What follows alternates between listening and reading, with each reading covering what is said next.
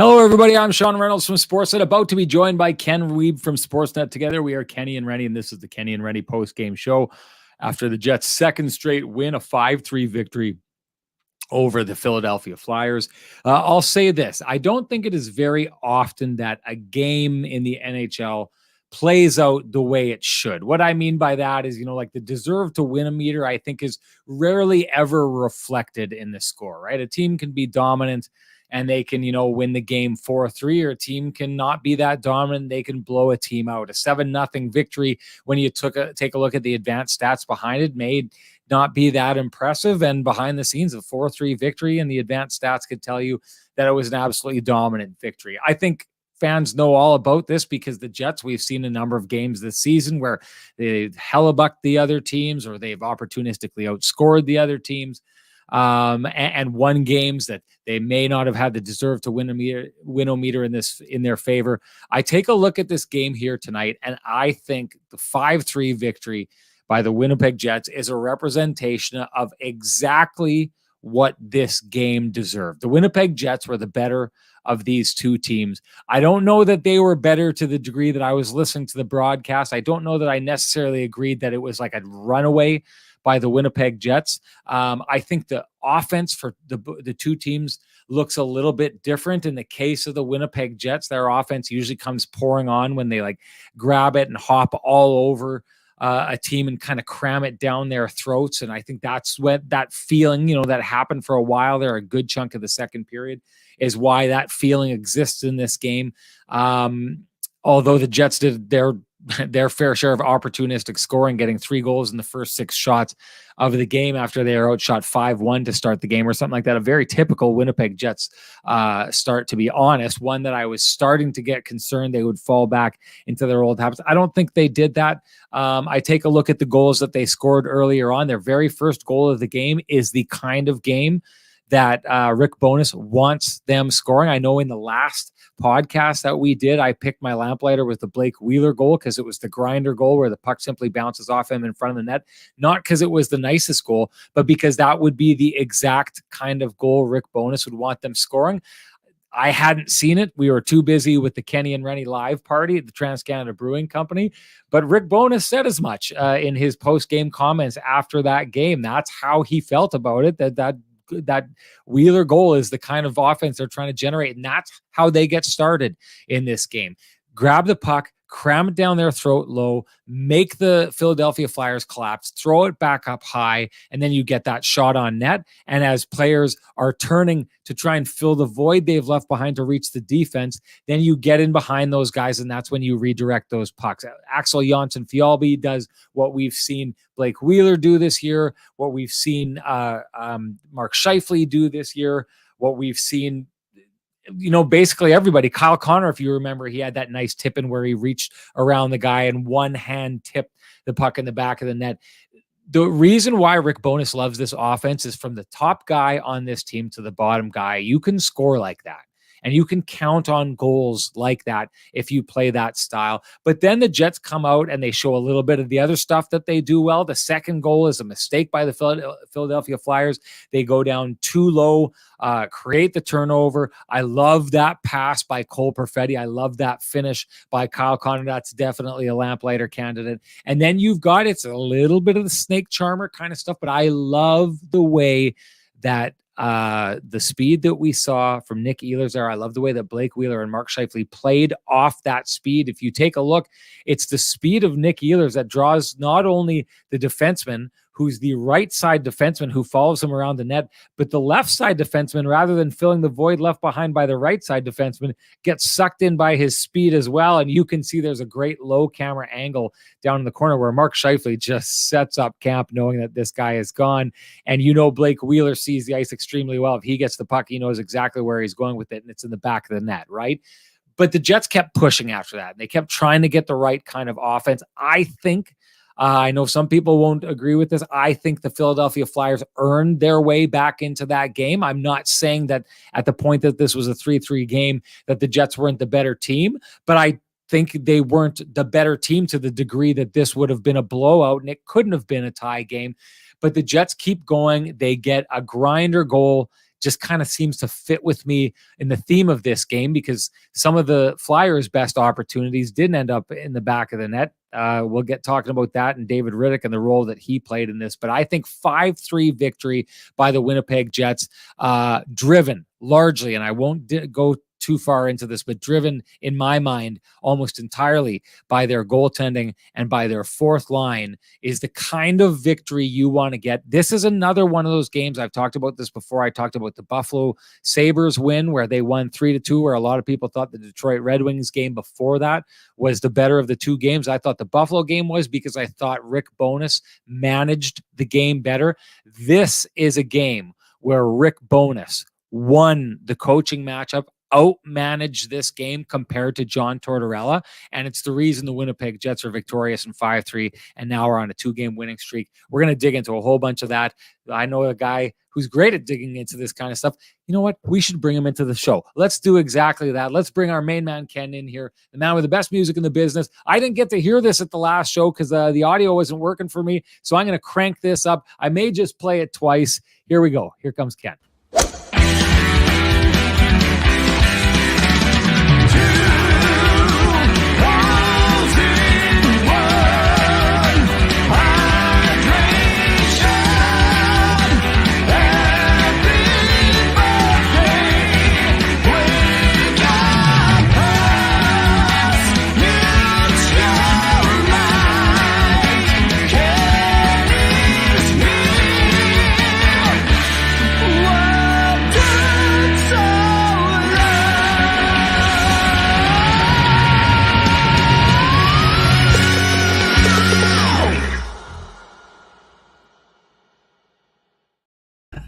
Ken, I can tell already this is going to be a good show because we managed to wear different outfits for this one, which is always a good start, unlike last time where we were thing 1 and thing 2 at the party. I thought you looked good in the wake-up shirt, but I don't think you need to apologize anymore. I don't think you should apologize. It was good. I liked it.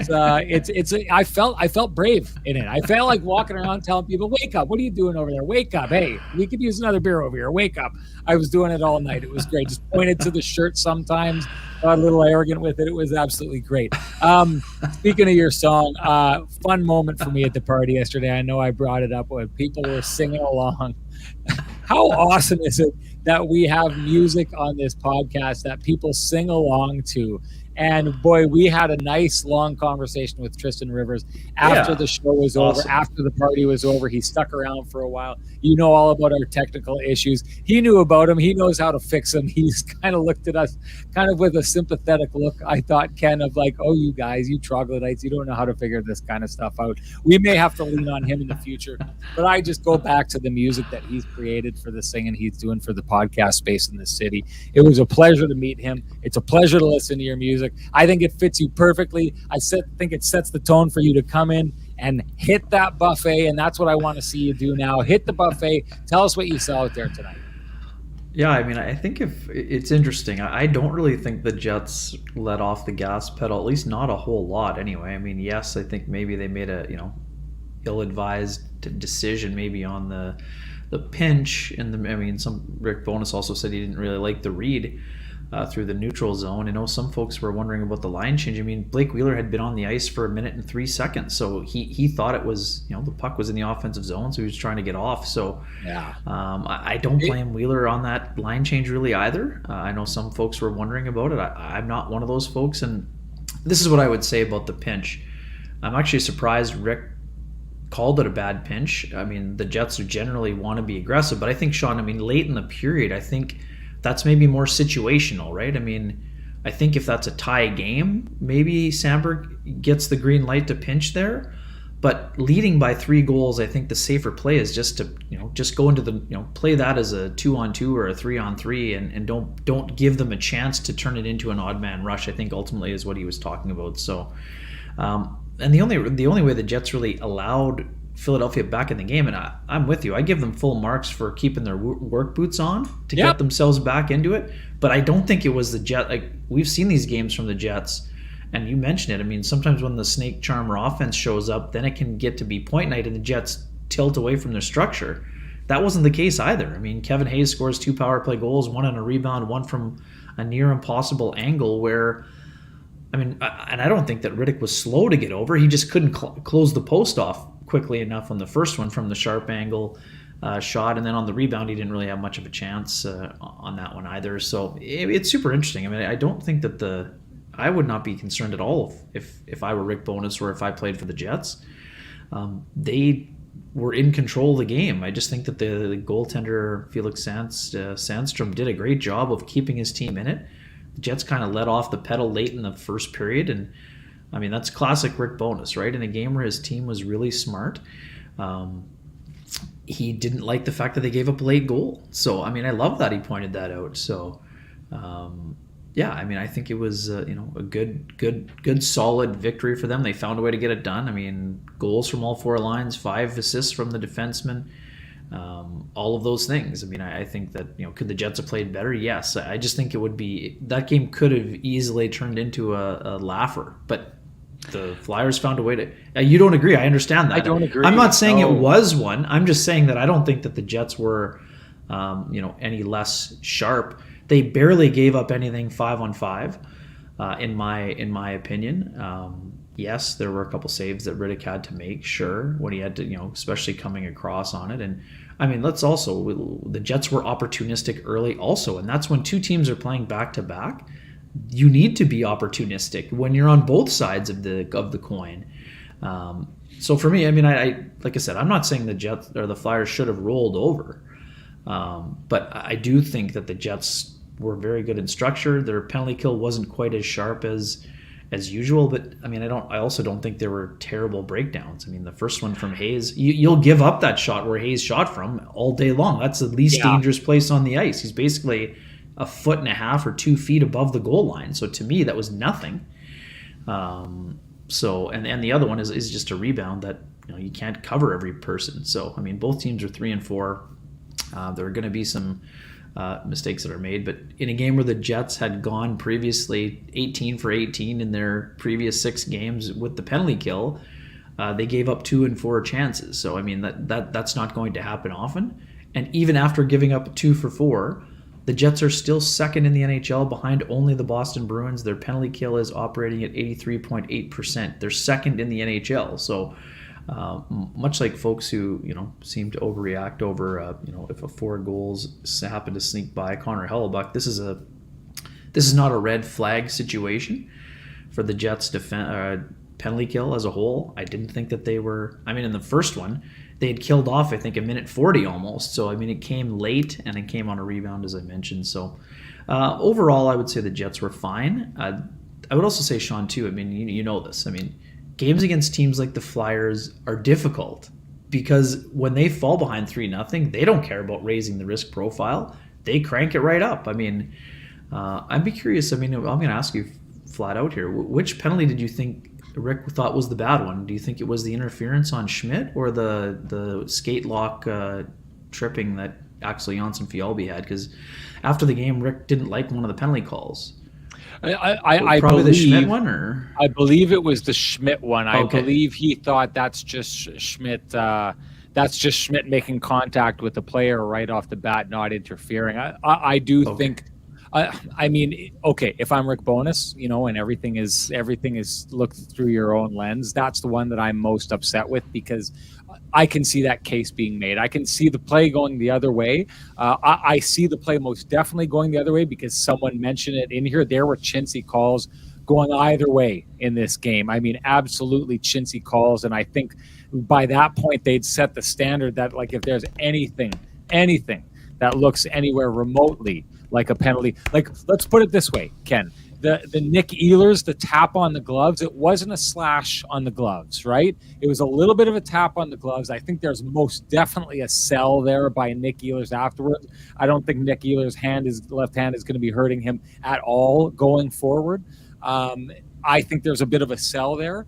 But the rules are rules. You're not supposed to get your stick up into the hand, so that play gets called, even if there's a sell. And I don't think that play is called if there's not the sell, but that's the rules. Well, the rule exists that you're not allowed to step in front of a guy and hold him back in that manner. If you're going to hit him at the point of contact, then then there you go. That's a clean play. I think you're into the internal timing of the referee, right? And there's definitely a little bit in there of Nate Schmidt being like, if I don't catch this guy, he's behind me with the puck with speed, and I can tell he's going to get to the puck before the other defenseman does. So to me, it's a little bit of a read, and it's like he's trying to get there before the time expires, and maybe he did.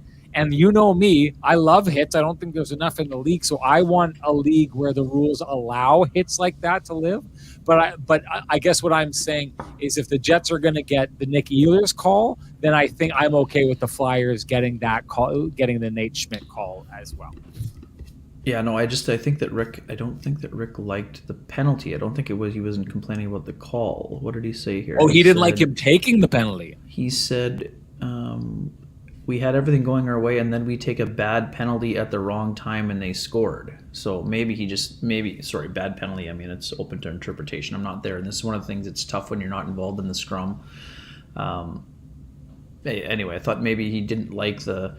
Because, I mean, too, the one on Janssen Fjällby is just bad luck. It's two guys with their skates locking in after a zone entry by Scott Lawton. So I don't think it was one of those where you'd be saying, oh, that's a bad penalty to take for Janssen Fjällby, who did have two in the game. So I guess maybe he just didn't like the fact that they opened the door to let their opponent kind of get in. But you also have to give the opponent credit for getting back in. And that's what you were doing out of the gate. So... this wasn't one of the... We know last year there were situations where the Jets had trouble holding leads, and that was due to their structure. So today I didn't really see a bunch of breakdowns or people, going off on their own program in order to think they could run this into a 6-0 game. That's all I'm saying. I'm not saying this was a Picasso by the Jets. I just thought it was, for a team that was playing 3-4, I thought it was a solid effort on a lot of fronts. And I personally thought they played well for the majority of the game. Special teams weren't as sharp as we're used to seeing them, but anytime a team gets 2 goals from its fourth line and has all lines contributing and gets 5 assists from the defense core and also gets a 8th win from their backup goaltender, I would say it's hard to find a lot of fault in what we saw from the Jets' overall effort, especially against a team that is obviously struggling. They're playing better of late. Yes, I get that. But, I mean, the Flyers are more in the Connor Bedard sweepstakes than they are in the playoff race. And those teams, like I said, this is not an excuse. And teams are going to have to deal with this down the stretch. Those teams are hard to play against, whether you're first in the NHL or battling for a playoff spot or near the bottom. I just wanted to make a quick point before I do something here. I wanted to make the point that, of the Philadelphia Flyers getting back into the game, they do it in a way, and I think a lot of people think, oh yeah, they may not have deserved. I think Jets fans are gonna, a lot of people are gonna say they didn't deserve to get into that game. Someone was saying that was an unnecessarily close game, which I don't agree with. I think you have to give credit, and here's where I'm going to give them the credit. If you take a look, the Jets' special teams and their penalty kill, I mean, it is vaunted. It was, I know it wasn't the number 1 penalty kill going into this game, but I would put that penalty kill up against any penalty kill in the game the way that they've been playing. And they started out against the Philadelphia Flyers just shutting everything down and giving them absolutely nothing. So here's what I'll give the Philadelphia Flyers credit for. That first goal by Hayes, you'd said it, it's a near impossible angle. But you know what they did that so many teams do not do against the Winnipeg Jets power play?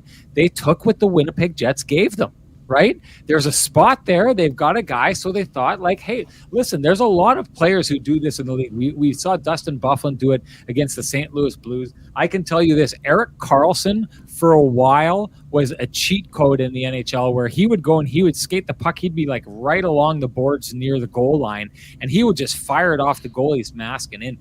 It's not that you have to hit that perfect angle from that spot that Hayes is at. It's that you have to hit the back part of the goaltender and redirect it in. It's a bank shot. That's how you get that puck in the net, is you get it behind the goaltender. So even though it's a tight angle, it's still a play that players will take every time if they've got that opportunity. And so I like that for the Philadelphia Flyers. They went to a spot that the Jets do not cover because they base what they do on covering up high and closing off the shots coming coming from the line, and then they shut down right the middle of the ice. So the Flyers took what was given to them, and they did the same thing on the next shot. Now the next shot's interesting. I didn't quite see. I think what happens, I wanted to say, okay, this is a David Riddick rebound that goes right on the stick of Hayes, and suddenly it's in the back of the net. But I think his own player actually redirected the shot towards him. And I don't know if it's one of these moments where it's, where I'm giving too much credit for the pass, but I do think that that's a player in that situation who's just thinking, I'm just going to try and redirect this in this guy's direction. And I don't think he's thinking it's going to be on his stick for a shot into the back of the net. But I do think he's thinking, I'm just trying to get it over to my guy in this situation. And it works out. The Philadelphia Flyers did that. And the thing that sells me on this is the Jets are lucky this was a 4-3 game in their favor after that series of penalties that culminated in the 5-on-3, because the best chance anyone had on that was the Philadelphia Flyers coming back the other way right before they take the 5-on-3 penalty. So we have seen the Winnipeg Jets, and they have to, because the Winnipeg Jets before tonight were 19th in the NHL at 5-on-5 offense, okay? They are a team that has been getting by and succeeding based largely on their power play and their penalty kill. More so their penalty kill than their power play, but they've been getting by. And we don't go out and say that Winnipeg Jets don't deserve to be where they are because they've got a good power play or a good penalty kill. They don't deserve to win these games. We sit here, our chat room says it, Jets fandom says it. We say it because the fact of the matter is it's true. The Jets are earning where they are by being superior at special teams to many teams. On this night, the Philadelphia Flyers were not ready to play out of the gate, found themselves down 3-0, ground themselves a goal before the first period, and then got their way back into the game by being the superior special teams team against a team that is one of the league's best. And they deserve credit for that, but Jets come out of it. They keep grinding. Their last goal is the prototypical grind goal, and that's why they win, because they stuck to it. They had the more high danger chances. They had the more chances. This, as I said before, is the Jets. This is justice by the hockey gods being served. This is a game turning out exactly as it should have based on how both teams played. That's my take on it. You know what?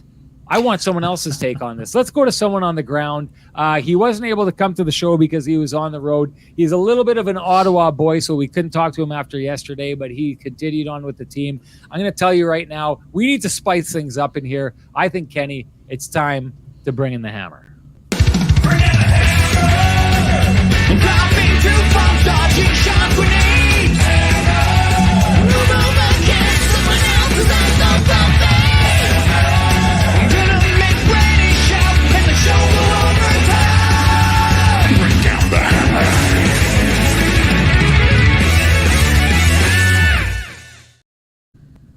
Hammy, we had a great conversation with Tristan, and we let him know about just how you feel about that song. Just awesome. I said, whenever Hammy is like feeling in the doldrums, he'll just go throw that song on, and then he'll like punch a hole through the wall or something like that, or go wrestle the neighbor's dog or something like that and get right at it. How could you not with music like that? Great to see you, totally. My friend. Question one, the most important thing, have you got a cheesesteak in you yet today? No. Well, hey, do we have to go over my gluten-free situation here? Like, I don't know. I guess you can't find a gluten-free cheesesteak. There has to be one that exists. So here's the fun part about traveling. So I got up this morning at like 7 in the morning, or earlier than that. I had to get to the airport for 7. I had 2 flights, so I had to fly into Toronto, and then I had to fly into Philadelphia, and so I had a decision to make. I had 1 hour, so I either take the 10-minute ride to the arena and get there for the Avail, because there's no other reporters on the trip, so that was it, or I try to get back to the hotel in an hour. So I got into a cab, ripped to my hotel, changed because I was in jeans and a sweater, ironed my shirt, ripped back just in time for the Avail, and now I'm standing here after the game. I've had absolutely 0 seconds to explore a Philly cheesecake, so I could bring commitment right there. It's commitment. Yeah, there it is. So no, your answer is no.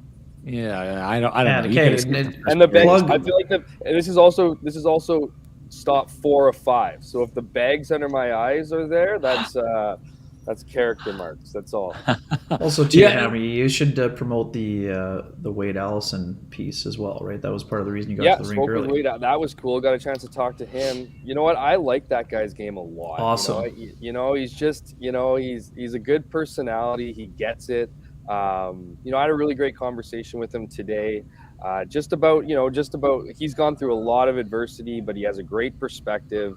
This guy's been injury riddled since college, really, and even before that. But you know what? He is, he plays that Philadelphia Flyers style. He's that identity. I think the fan base really wants him to be kind of like the next face of this franchise, just for everything he brings. So yeah, I got that's already probably out online. Thanks, Kenny. But yeah, it's been a fun trip and certainly a good game tonight. I was listening to you guys before. I think this was. I think I'm leaning more towards some of Kenny's takes. Okay. Let's hear them. I thought it was obviously a great start. I mean, how many times have we seen the Winnipeg Jets come outplay their opponent and have nothing to show for it, right? I mean, I think to get those 3 goals. I mean, at one point, Mark Scheifele's goal, they were toying with the Flyers for a while. I thought this one was going to be a blowout. I thought, obviously those late goals, those are killers, right? I mean, that Ivan Provorov goal, not much that David Riddick could do on that one, but it just gave the home side some life. It gave the crowd some life. The crowd was booing after the Scheifele goal, and this is a relentless crowd here in Philadelphia, and so that got them back into the game. And I'm with Rick Bowness in the second. I think the Jets' chances might have been better in the second than they were in the first. They just couldn't find the back of the net. I mean, you get 1 or 2 of those to go in, and maybe it is a route. I do give credit to the Jets too. I don't think they, how many times we've seen this team get goal happy, and then kind of break away from their structure as if it's goal night. I don't think that was the case tonight. I thought they played a pretty solid game. You look at the way that that the Philadelphia Flyers scored. I mean, credit to them for scoring, obviously, but the 2-on-1 again, as I mentioned, and then 2 power play goals. I mean, I think the Kevin Hayes shot's designed. I think that's a pre-scout. Agreed. The Jets agreed. The Jets give you the perimeter. That's give you the opportunity, and I think that David Riddick was scouted on that one. I think he goes low a little bit early, and Kevin Hayes, I mean, I know a lot of Jets fans didn't love his time here. I'm of the opinion that they ruined their opportunity with Kevin Hayes. I don't think that they got the most out of him, like that. Or the I don't like the Philly cheesesteak being overrated. And then the second power play goal. I mean, that's hockey, man. Things fall in your favor. You can outplay a team, and all of a sudden, it's 3-3. I mean, how many times have you said this, Sean, in the past, that's kind of the Jets hockey, right? Like they would get back in that game. And then I think the unfortunate part is that originally I thought it was a David Riddick rebound. That's off the skate of Dylan, and right to Hayes. So I think there we go. Okay. That's what we were trying to figure out. Okay. Yeah. So it went off the skate of Dylan. So it wasn't bad rebound control, which again I thought that was the case. No, right off the skate. And then credit to the Jets for finding a way to win at the end. I mean, this is a long road trip, man. They've been to a lot of places. I know Philadelphia played last night as well, to a 2-1 win over Detroit, and so they would have been tired too. But this has been an issue, secondary scoring. I mean, Rick Bowness swapped up the lines, wanted a little bit of an even look against Toronto, I think for that very reason, because he wasn't getting the depth scoring that we had seen earlier in the year. And so for all 4 lines to get on the board, I thought Axel Johnson-Fjallby, had a strong game, a little bit penalty happy there, but certainly at the end blocking shots and then that tip. The defense were activated again. That's 5 points tonight from the blue line.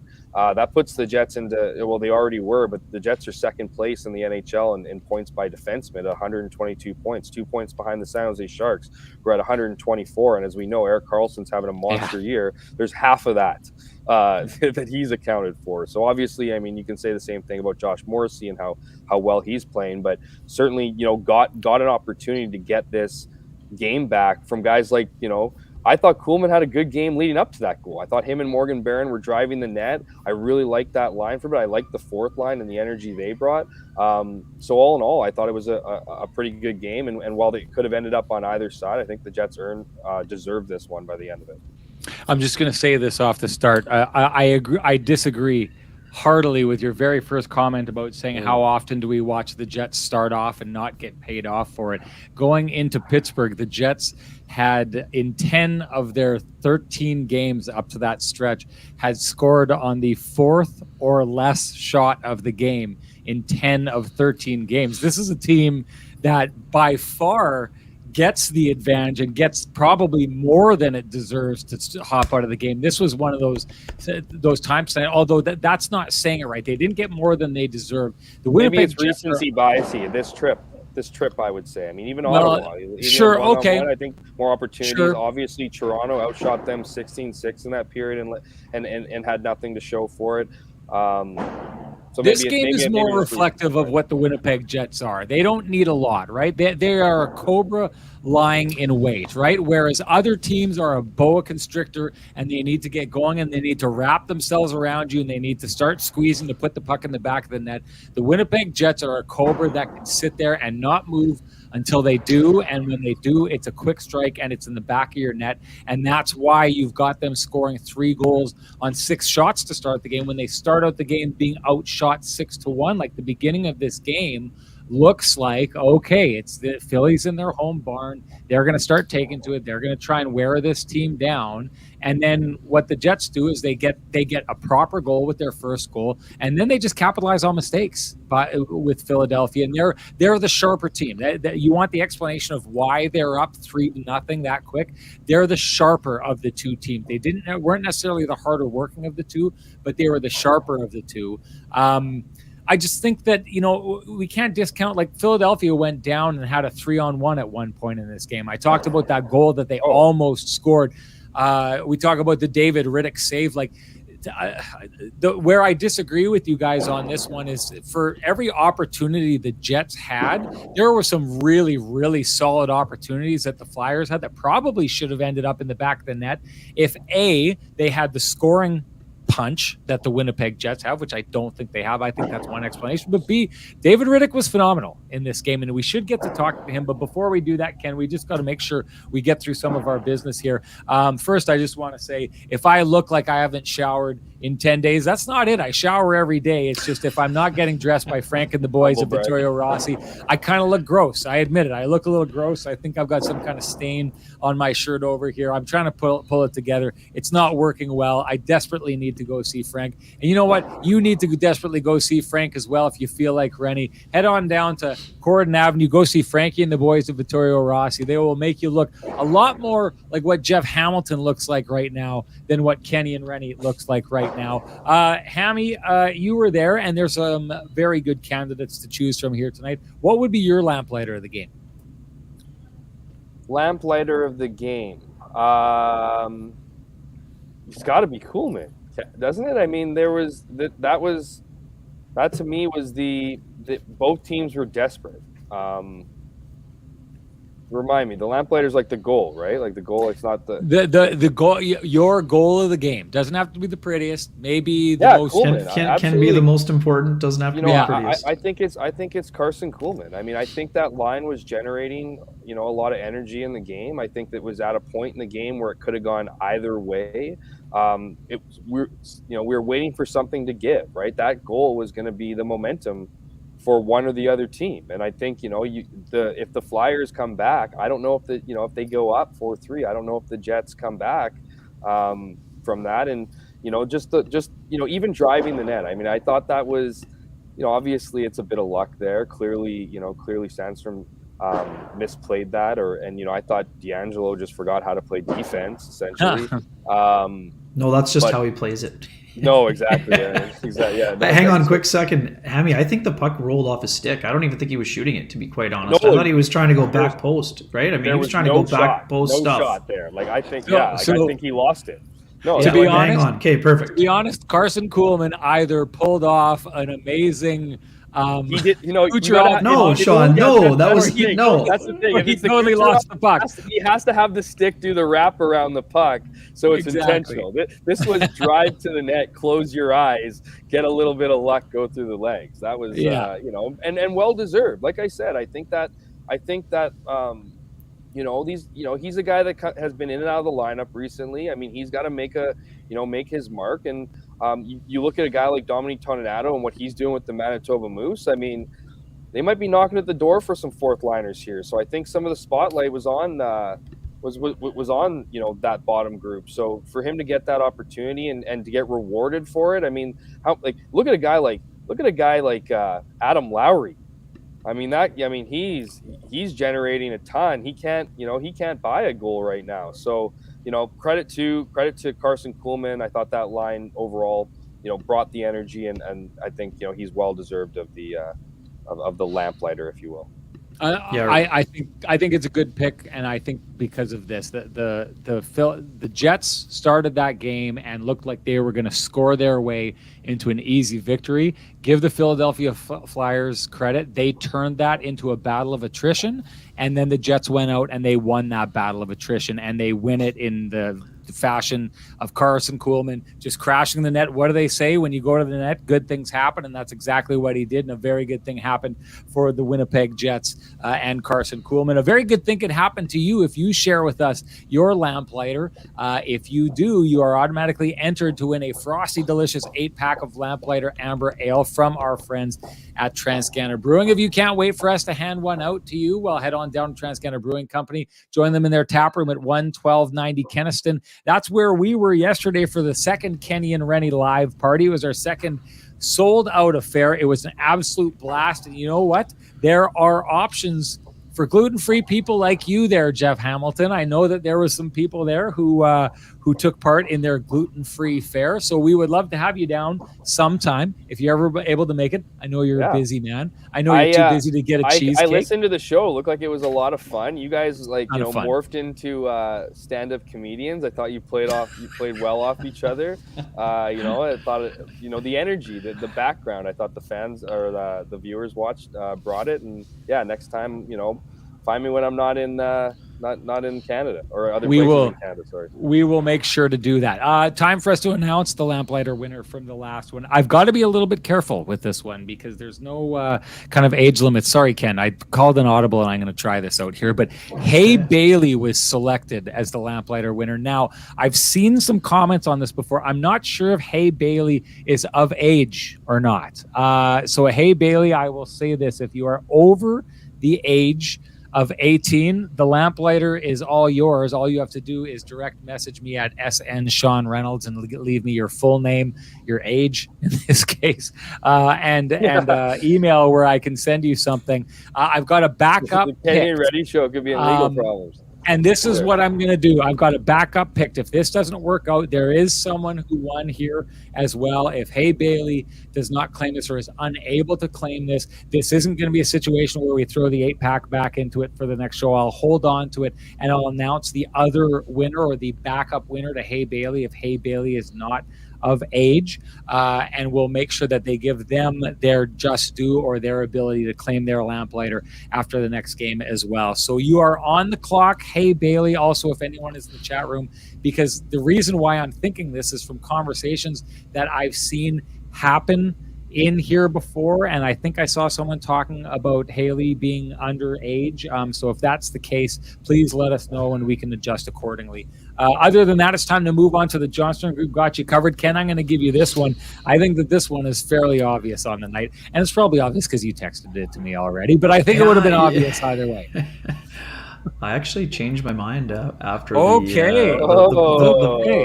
the brilliant backdoor save by David Riddick is going down as an honorable mention because the shot block by Axel Janssen-Fjällby is emblematic of what Rick Bowness talked about in the game itself. Yes, Riddick made a couple of ridiculous saves. One of them off Kevin Hayes on what looked to be an open net, face first diving across, and then actually I thought the reason why I changed my mind, Sean, I think he made an even better save in the waning moments of the game, and it was still tied with Konechny in front of him. Right. It hit Konechny, and then it hit his pad. I think that save was actually better than the open net save.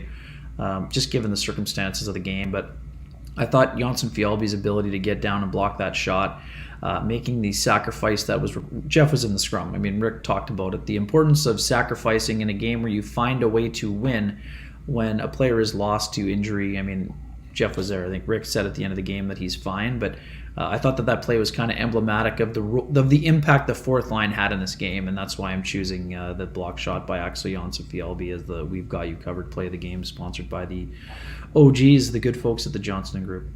Well, I'll tell you this, Top Line Media says AJF is a very acceptable got you covered change-up, and who am I to tell Top Line Media that he doesn't know what he's talking about? So I'll accept it. I'll let it stand. And we have to be honorable when it comes to these things, because this, of course, this award is named after our Kenny and Renny OGs at the Johnston Group. You won't find two businesses with the same challenges, but you will find 30,000 businesses with Chambers Plan employee benefits, proudly administered by our friends at Johnston Group.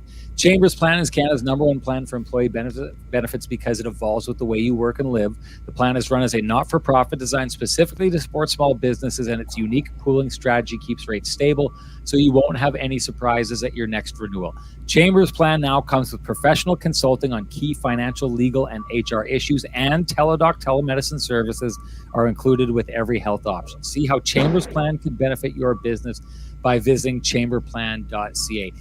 Guys, a very capable, and I would say in a lot of cases, a good host is able to change things up on the fly. I had fully expected Ken was going to pick David Riddick for that award, and so I was going to use that to transition into a conversation about David Riddick, but he's gone to AJF.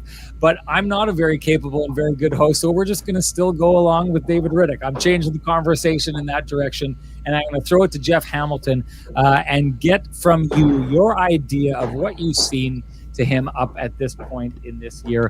I would ask you this: would you have had any expectation that at this point in the season you would have a backup goalie in David Riddick, who admittedly said to us at the beginning of the season in training camp that he was in a position where he needed to show people he deserved to stay in the league? Would you have thought a goaltender in his position would be rocking a .750 win percentage?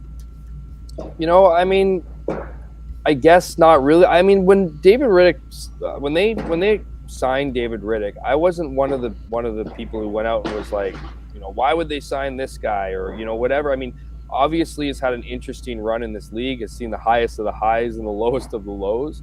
That's kind of life for a goaltender. But would I have predicted him to be as stable as he's been, or as successful as he's been, or a .750 win percentage? I'm not going to go out there and suggest that. I don't think so. I wouldn't necessarily have ruled it out. I think there's a couple reasons beyond it.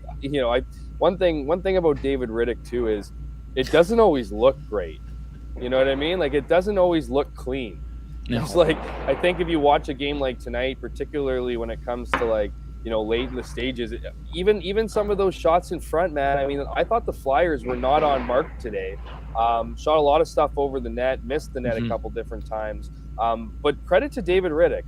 I honestly think he's the kind of guy that is enjoying being with this team. If anyone who's spent any time around the locker room knows that he's a well-liked guy, he gets along with everybody. And I think Rick Bowness said something today that I never really thought about it. Maybe we don't really give, you know, a guy like Wade Flaherty enough credit for what he's done with this team. You know, this is a guy who's been with this organization from the beginning. You know, he's let's just say this: if Connor Hellebuck, who's one of the best goalies in the National Hockey League, didn't like Wade Flaherty's instruction, he wouldn't be here. You know, and so I think a guy like Wade Flaherty Dave Riddick comes in, and Wade Flaherty works closely with them, and I think he, you know, gets his confidence back. I think Rick Bowness talking to him, you know, I'd wonder what those situations in previous, you know, teams were like. You know, was he just, I mean, you know, being behind Saros, I mean, we all know what happened in Nashville. It was just an absolute train wreck. You know, I think Rick Bowness comes in, gives him a vote of confidence. I think his teammates give him a vote of confidence, and he's part of this culture shift of supporting each other, and I think he's reaping the benefits of it. I mean, there were a lot, and you look at his record, and I mean, you go look at some of the games in the past, and he's not getting the run support, you know, in a lot of his games. You know, tonight was almost the exception. Obviously, 5 goals tonight, but he doesn't get a ton of run support. So he's winning a lot of close games in a lot of cases. And couple stick out to me. The one at Mullet Arena in Arizona, I thought he played well in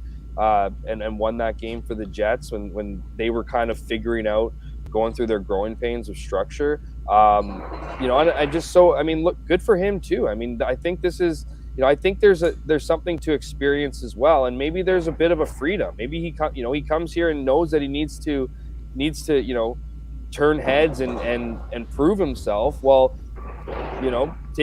he's taking full advantage of the opportunity and perhaps playing a little bit freer. Let's also understand here, the Jets are playing much better in front of their goaltender than they have in a while under Bonus's structure. So we've seen Connor Hellebuyck have to bail this team out. We've seen David Riddick have to bail this team out, but we've also seen the Jets limit a lot of opportunities and shots to the outside, and I think he's doing a good job at stopping that. So I mean, tonight, certainly, I mean, the more and more you think about it, the more and more examples you can come up with, whether it was right at the end making a big save, whether it was, Kenny brought up earlier that 2-on-1 shorthanded after Mark Scheifele's giveaway. There was it Hayes that he robbed on the doorstep, and there's a couple great plays from him, and but Rick Bowness loves talking about timely saves. I think a lot of those big saves came at timely moments where the momentum was up for grabs, and David Riddick wasn't willing to give it to the opponent. So credit for him for answering the bell. And we'll see. There's still lots of hockey to be played here, but so far so good for a guy who's trying to rediscover himself in this league. Ken, what's your take? Yeah, Wade has done an excellent job with David Riddick. I mean, David Riddick was available for a reason. He had a tough year last year. I think he's done an excellent job. I think I've heard an interview with Paul Edmonds that he had with David mentioning his health is much better. He was able to get healthy over the summer, and really, again, this guy's motivated. He wanted to stay in the NHL, and he's done a great job. He's absorbed everything. He's a perfect partner for Connor Hellebuyck. Connor's very serious, as we know. David, very loose. He's always talking. You always hear his voice when someone else is at the main backdrop in the Jets room. This guy loves hockey. You could see it during the intermission today. They had him mic'd up for the skills competition. He's always out there having a great time. But this is a guy that put in an inordinate amount of work. He knows he's got a hard job. He's going to only play, 20 to 22 games this year, given the workload that Connor Hellebuyck likes to have. I think it's pretty fair to say he wasn't the Jets' top choice when it comes to the backup goalies. The carousel moved pretty quickly on the first day of free agency, and David Riddick was there. And David Riddick was a guy that Wade Flaherty believed in. He knew he had potential. This is a guy who was an all-star in Calgary. But Jeff, to your point earlier, David Riddick lost the job to Cam Talbot in Calgary the year that he made the all-star team. In the bubble, he lost the job. So, that was sort of the beginning, not the beginning of the end for him, but he certainly started to it was a bit of a spiral, and then his games played went down to almost nothing, playing behind Saros. So this guy went into the shop, he got renovated, and he's come out a different person. He's really benefiting, I think, from the work he's put in with Wade Flaherty. And, Jeff, you were there. Rick talked about it after the game in his scrum with you. He said, this guy's a battler, and that's what kind of teams rally around when it comes to their backup goalie. It's not a situation like in Boston where you have Ullmark and Swayman and one guy plays kind of 2/3 or not quite 2/3. This way it's going to be closer to 3/4 and 1/4. So teams need their backup to survive in a lot of cases. And for the Jets, he's thriving. He's got eight wins. If I had told you he would have 8 wins and 12 starts, I don't think a lot of people would have been marking that down on their bingo card for their predictions. So he deserves a lot of credit for that. 262 goals against, pretty solid. There have been a couple, I would say that was probably skewed a bit by the Carolina game where they scored the 3 goals with the 6-on-5, 2 tip-ins and 1 where you didn't see it. So I thought that he's done a really good job. Does he play the same style as Connor Hellebuyck? Absolutely not. But that's okay. He battles hard and he gets the job done, and that's all you really can ask for in a backup goalie if you're the Winnipeg Jets. You want a guy who gives you a chance to win, and he's done that consistently. So David Riddick is a battler, right? This is the guy who came in here, and this is the one thing I would argue that the Jets probably saw in him that they thought, okay, we didn't like a lot of what we saw from him last year. I know enough about Flaherty that when he's checking out goaltenders, I had a great conversation with him about what he saw in Laurent Brossoit before he came here, Right. and thought, you know what, I could do something with this guy. I see what he's got there. I know what he needs. People are right when they talk about Wade Flaherty being the goalie whisperer, and the fact that the Jets have changed over their coaching staff, and he's the guy who remains here. There's a reason for that. This is a guy who, someone said it in here, has been the secret sauce for this organization. But one of the things I'm sure they would have liked was the fact that David Riddick was coming in here, and David Riddick was battling. I think they looked at that, and that's what sold them on David Riddick. David Riddick walked in here first, and he was battling to stay in this league. He's been battling to put an effect on this team. His coach started off right off the bat, just like Josh Morrissey. Hey, Josh, you've been great, but I think you need to up your game. I want to see you in the Norris conversation. He upped his game right off the bat. What did Rick Bowness tell us? Listen, if you want to make the playoffs, you have to have a backup goaltender who's at least 500. Well, the gauntlet is down, right? This team, in order for us to succeed, you've got to win more than you lose. So this can't be one of these things where you come into the game and think you're just minding the net, and that's okay. Things didn't work out for us tonight. We'll get back to Connor Hellebuck and everything will be okay. No, Rick Bowness made it clear to David Riddick right off the bat, we need you to be a player. We need you to be a difference maker if this team is going to get where we need them to get. Now, it's not like it's life and death. If he was 500 right now, he would be 6-6. It means 4 less points for the Winnipeg Jets. They'd still be over the playoff line. Yeah, they'd be a little bit less comfortable, but it's not necessary. This team has taken care of its business without needing that from its backup goaltender, but he accepted the challenge either way, and he's done it because he battled. And I thought tonight there were a bunch of examples of it. That late save right near the end of the game, that's a goalie who's battling. He's not big and boring like Connor Hellebuck, but you know that he's working because he's fighting to get to the puck. He was fighting to get out in this game tonight to get to some of the pucks and chip them out of his crease. He fought to make that diving save. And even in the little subtleties of the game, Ken, remind me which player took the penalty off of the Flyers to make it a 5-on-3 behind the net? Konechny. He had the scoring chance, and then he tripped Scheifele afterwards. One of my favorite moments of that game is after that happens and Konechny gets up and he's busy jawing at the ref because he's arguing the play, but he still needs to get back and get into the play. What happens? David Riddick gets called to the bench, and rather than skating full out to the bench, which what does a goalie usually do? He gets called to the bench, and that's the fastest you'll see him skate in his life. Get to the bench as fast as possible so that we can get a player out there. What does he do instead? He stops, sees where Konechny is going, sees that Konechny isn't paying attention, and he stops in his way so that Konechny bumps into him. Then Konechny is so pissed off by it, he starts jawing back and forth with him. He baits a player when the Jets are 5-on-4. He baits a player into staying and arguing with him, continuing an extended 5-on-3 for the Winnipeg Jets. This is Pierre-Luc Dubois, expert level, cerebral, what's the term I use? I lost it now. He's being a cerebral pest. He was a cerebral pest in that moment. He absolutely nails Konechny. I love that. You're talking about a guy who is fully engaged, who is seeing the game at every single level and giving everything he can to make sure his team wins. You can't ask for anything more than a guy like that. And I do have to say this, Ken, we've had this argument before where I believe that the MVP of this Jets team is their assistant captain, Josh Morrissey, who I think is still very much in the running for the Norris Trophy. You think that it is Connor Hellebuck. I will say this. Their backup goaltender has a higher winning percentage than the Winnipeg Jets have. I think that says something about the importance of the Jets system and the way that they're driven on the back end by who I would say is their captain in everything but letter, Josh Morrissey. Put one in the Renny column for that argument. Hey, that's going to be an all-year argument. We get to deal with that all year, but that's a tick in the Renny column for right now, no doubt. I'm not sure what's going on with Hammond. I can tell you, Jeff knows that the basketball court is being installed, so he was trying to get to a place that's a little bit quieter, knowing that it was a bit loud in the background. So you know what I think there's a perfect time then now for us to give a shout out to Mr. Sweet Lou. Why don't you give a shout out to our main man Lou? Sure. And if you're in the realty market, if you're looking for a new home, you're looking to buy, looking to sell, looking to see what the house down the street's worth, maybe looking to relocate, be in touch with our main man, Lou Furlan of Royal LePage Dynamic Realty. You can reach him at 204-791-9971 or at the office, 204-989-5000.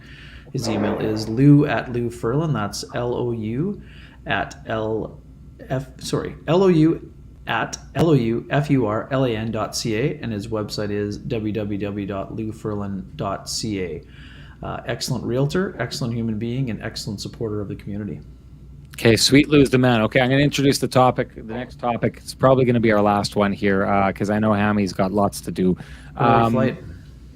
I said early on about the way that Rick Bowness managed this game. So you're coming off of a back-to-back against a team that's also coming off of a back-to-back. You both traveled, so for the most part, everything's even when you're going into this.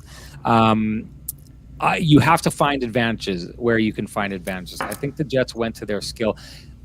I'll argue this right until the end. The best line for the Winnipeg Jets tonight, by a landslide, was Kevin Stenlund and his guys on the fourth line. They were phenomenal. They were game breakers. If you want to talk about those swaths of hockey where the Jets were absolutely dominant, Stenlund's line was either right starting that or right in the middle of that. And I'll tell you, this is what I mean by game management. So the Philadelphia Flyers, late in that third period, they take that penalty. Konechny gets the next penalty. It's a 5-on-3. But right before that, Konechny had the best scoring chance that anyone had on either team in that stretch of time there. We talk about when you're a 5-on-3 or killing a penalty can actually be momentum. The power play can be momentum for one team, but the penalty kill, especially killing a 5-on-3 or getting a scoring opportunity like the Flyers did, can be a momentum builder as well. The Flyers were building momentum through that power play or through that penalty kill. They get out of that with that kind of momentum. We may be talking about an entirely different situation here. Now, the time expires on that, but what does Rick Bowness do? And I knew he was going to do this based on the way he was running his lines.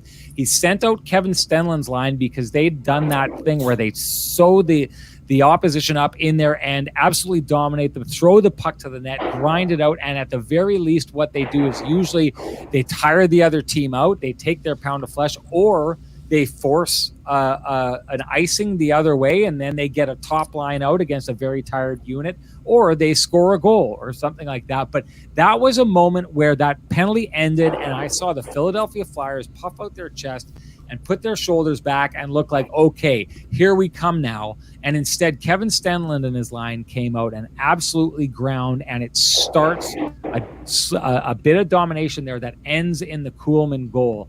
Tonight, Rick Bowness used what the biggest advantage that he had, and it wasn't necessarily their goaltending. It wasn't necessarily their top scorers. Over the course of that game, it was their depth and their ability to get their fourth line out and grind them out. What did you think, Hammy, of the way, or what impressed you most about the way that Rick Bowness managed that game?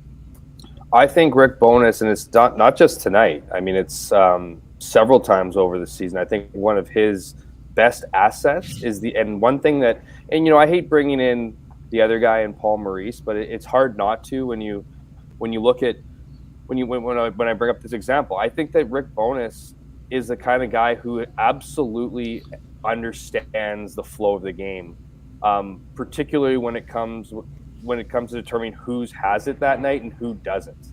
I don't think he had, Great point. And at the same point, and at the same time, he's not afraid to, if you have it, to give it to you, whether that be more ice time, opportunity, whatever it is. I think he has such a good just feel for each player and understands when they're going, what needs to be done. And that comes with coaching 2,600 games behind the bench. And so whether it's identifying, like I think when he knows when his third and fourth line's rolling. And when his third and fourth line are rolling, they're going to play a lot.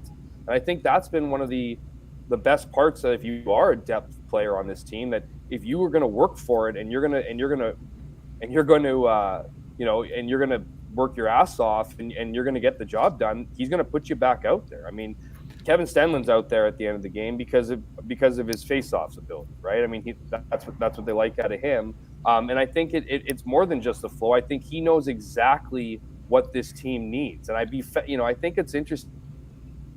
I know we're talking about this game, but looking into the future, I think it's going to be interesting to see, what Rick Bowness does to this team, how he wants to build a team, because right now he hasn't really done anything for himself, right? I mean, he's obviously looked at some, actually I shouldn't say that, Axel Onsen-Bialby is a pickup, Carson Kuhlman's a pickup.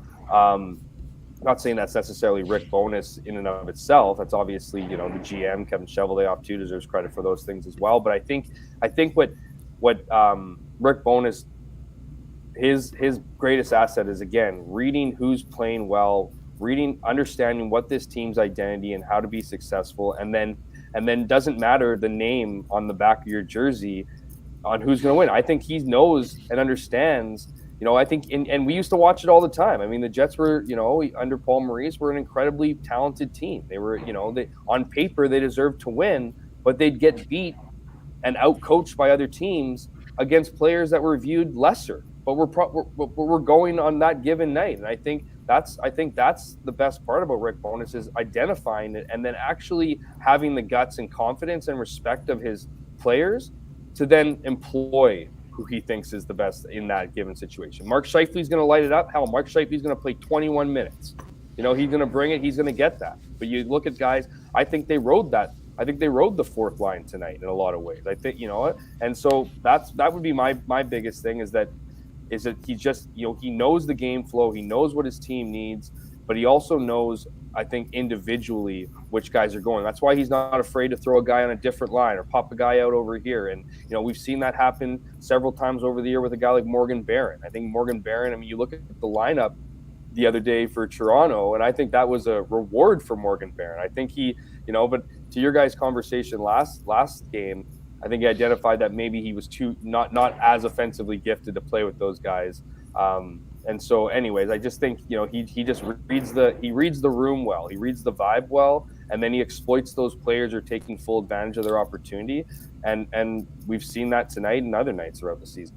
Well, no better example here, Hammy. You just mentioned it. I mean, Mark Scheifele's ice time tonight, 16:56. Morgan Barron's 17:56. Now, some of that is management because it's a back-to-back and 3 and 4, but a lot of that is a reward for those guys and the exemplary work they were doing. I mean, Kevin Stenlund, 13-12. Nikolai Ehlers, 14-45. But let's not forget, Ehlers is coming back after missing 36 games. And he's been incredibly productive. Now, to me, I know there's all those voices saying, hey, Ehlers has to play 20 minutes.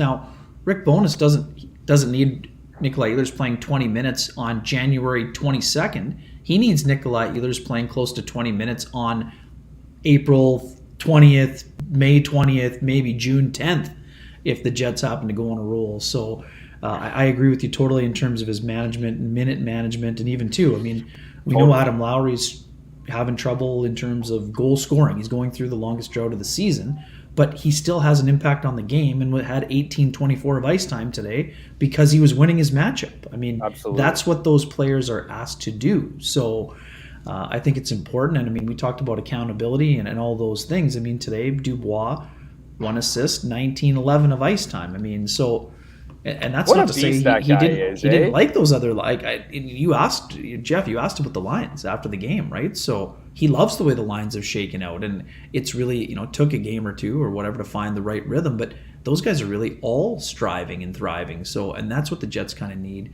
the stretched out balance, and that's how good teams win multiple rounds, when you have threats on the top two lines sprinkled all over. The third line contributes, the fourth line chips in, and then the defense gets rolling. So, I mean, I agree with you. I mean, I think that Rick's done an excellent job in terms of his game management, and that's something that he'll continue to do. And it's not something that he's stuck on saying, oh, it has to be this tonight because it's him, it's his turn. I mean, he knows who's going, and whoever is going is getting the extra ice time, and that's. I also really think he understands that you don't need your top guns to win you every game. I think that was the problem in the past, was that if whether they were playing well or not, it was almost a lack of trust or a lack of almost, I don't want to say respect, it seems a little bit aggressive, but it's just, I think everybody was kind of painted into their roles, and when you needed goals, it was okay, this was the blueprint, right? And we aren't going to go away from other people. And so I also think, to your point, Kenny, we're in game 4 of a 5-game road trip here. There's lots at play, as you mentioned, monitoring minutes for a guy like Nikolai Ehlers. I mean, he plays a fast, energy-filled game. They don't need to ride him for this 5-game streak, and this is the second game of a back-to-back. So I also think, when you look at a guy like, and we spend so much time talking about Rick Bowness, and rightfully so. Rick Bowness, what he's been able to do with this team is special. There's lots of other words to describe it, but I think that's a good one because, what he's been able to do is bring this group together, bring out the best of them, and have them supporting one another. But we got to take a look at this staff, man. It goes well beyond Rick Bowness. From Scott Arniel, who I know you guys talked about last show about, the potential about him being a head coach. I'm fully on board with that. I think this guy, I think he's very much like a Rick Bowness. He doesn't want to be front and center. I think he's more than happy to have, more voices and more input from his players. We look at, he's the architect of that penalty kill. So obviously he's doing something right. You look at a guy like Brad Lauer and what he's been able to do with the power play and the forward groups. And even look like a guy like Marty Johnston. Now, I wrote a story about him when I was in Ottawa. This guy is he's so serious and he's so attention to detail and he's razor focused. This guy loves hockey, right? This guy, this is a bit of a take. I mean, I think Scott Arniel is definitely going to be a head coach one day. I mean, I think it'd be a shame if someone didn't give him a chance, after he's done with, whether that be in Winnipeg or elsewhere. But I got a chance to talk to Claude Julien when I was in Ottawa. He was at the game, and Claude Julien was the guy that got Marty Johnston, or was the first person to kind of plant that seed into Marty Johnston's head. Pretty funny story. He was finishing his 12th or 20-year-old year in Hull. They'd won a Memorial Cup together the year before, and he was 2 years before in his first year, and then he was captain for the next two. And he was hoping that Claude was going to give him this reigning endorsement of being like a future like whatever. Guy had 100 points for Hull one season, was an absolute machine. No, he said, hey, have you ever thought about coaching? I think he identified that attention to detail, the leadership, and everybody's on board. And, I'll do this all day. I know it's not a comparison everybody likes, but it's very much like the Winnipeg Blue Bombers in their approach, in that Mike O'Shea does not pretend he knows everything. He's not a dictator. He brings in good people, and then he empowers them. He gives them the opportunity to grow, to want to work for them. We hear a lot about the players and how they'll run through a wall for this guy. Absolutely, they'll run through a wall for this guy. But guess what? So will the rest of the coaching staff, because they're excited about what he brings to the table. It's genuine in their appreciation, and it makes you want to work hard. And you look at all these different guys. I think they assembled a coaching staff here that is covering all bases, is giving one-on-one attention to every single part of the roster, whether that be pre-scouts. The attention to detail seems like, I'm not in all the meetings. It's not like I can't say this definitively, obviously, but when I talk to the players, we have these sidebars with players and we talk about the comparisons from this year and last year. These are conversations where it's night and day. There's absolutely no doubt about it that this team looks at what happened last year and looks at what this year and doesn't even recognize, this team from last season. And it starts with, again, that attention to detail in all aspects of the game. And I think when you bring that level of attention to detail, you bring that level of effort from a coaching staff, this becomes, I don't even know what the word is. It becomes business, and it's business that everybody wants to take care of. And this team is prepared. That's the one thing, whether they win or lose, they are going to be prepared because this coaching staff is complements each other in so many different ways and delivers, night in and night out from all areas of things that they never even used to think about. And I think we're seeing, and that's exactly why the Winnipeg Jets are tied with the Dallas Stars for top in the West and the Central.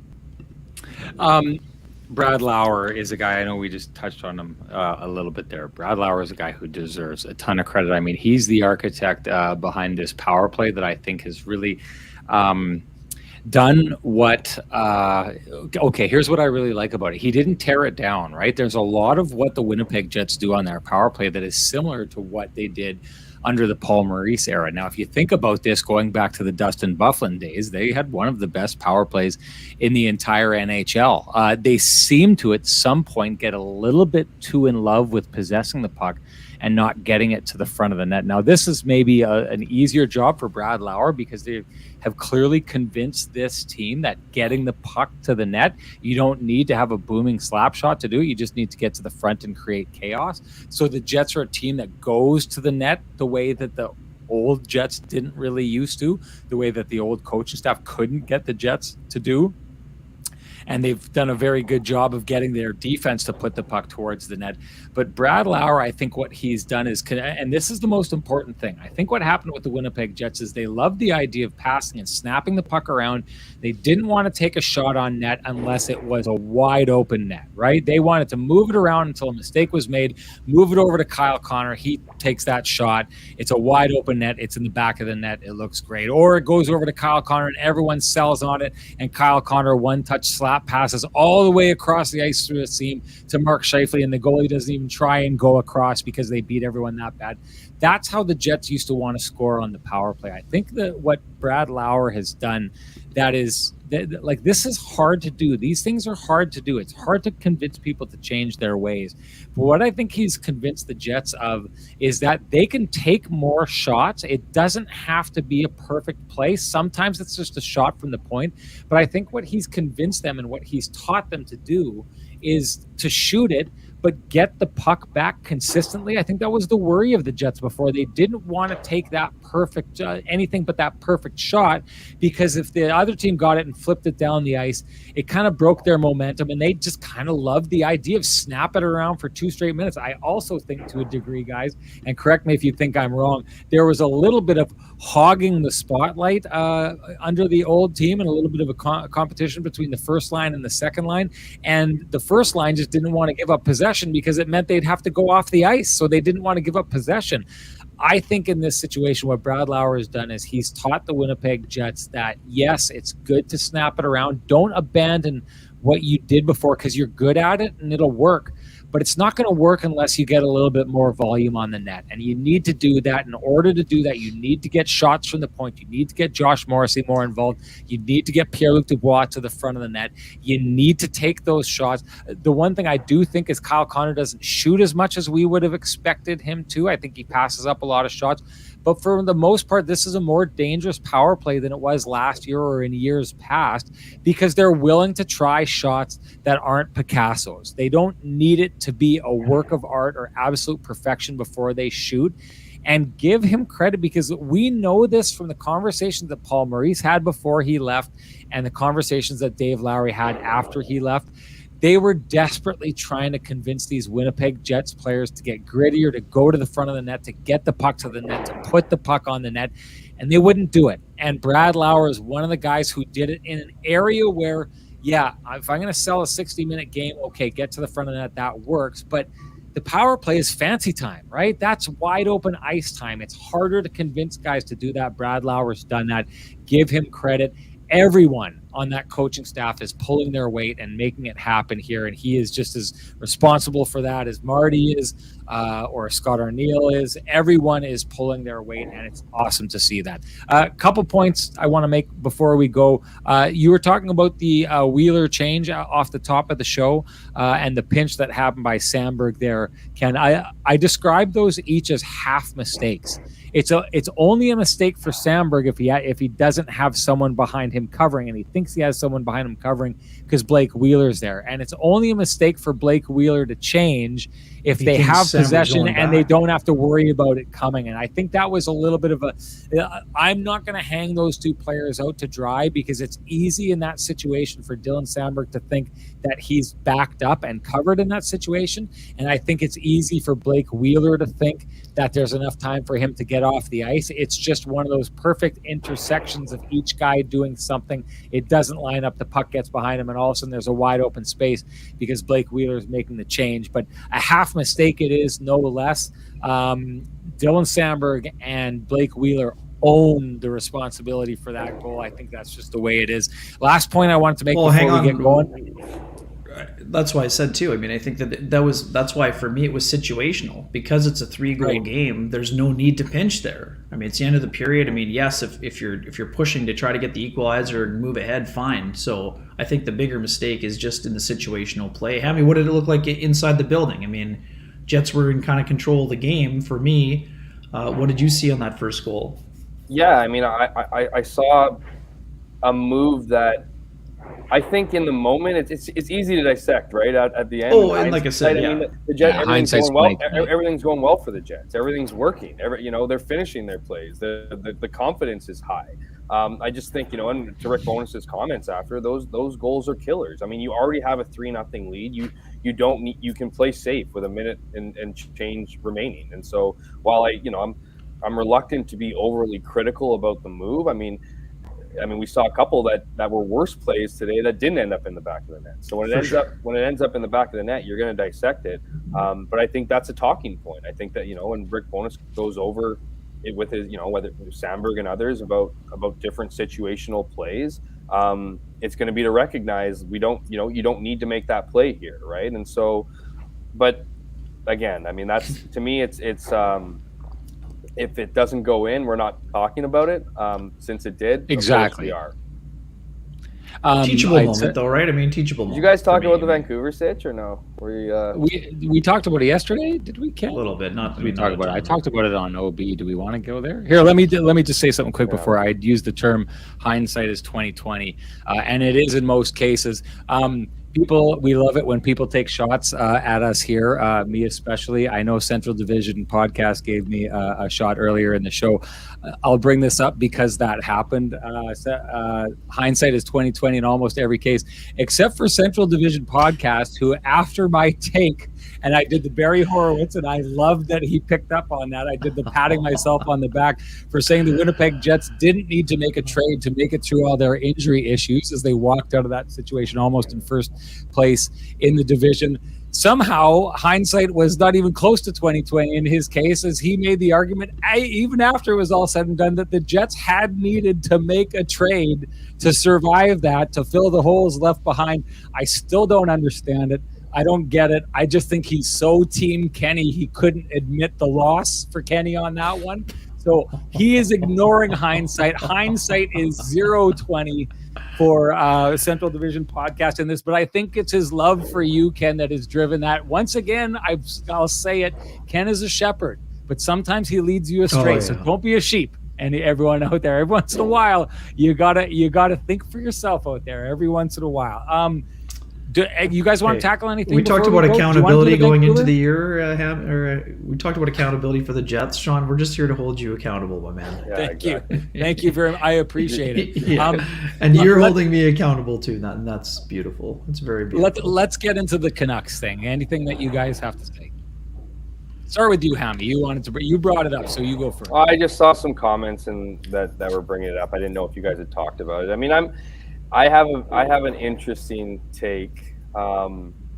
It's not exactly aligned with everybody else so much.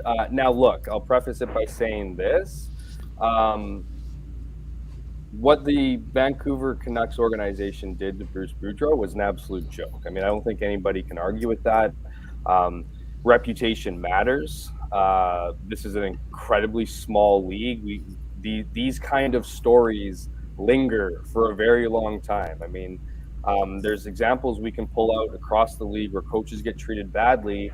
You eventually get over it. I mean, there is only 32 jobs, so it's not like it's hard to find, someone for a job, but it's an embarrassing situation in Vancouver. The whole year has been embarrassing and it's top down. I mean, the decision making. I mean, Rutherford is so old school. He's embarrassing.